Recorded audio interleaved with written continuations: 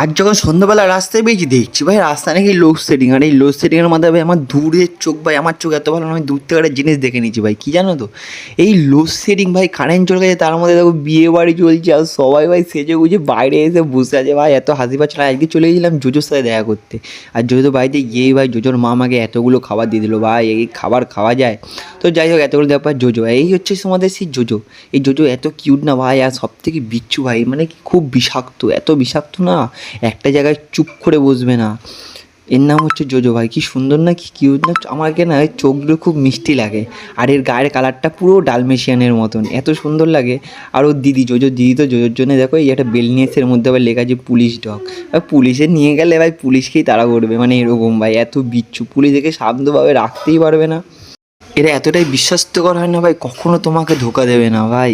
মানুষের থেকেও যদি কারো খুব বেশি বিশ্বাস হয় তাহলে ভাই একমাত্র এরাই হতে পারে।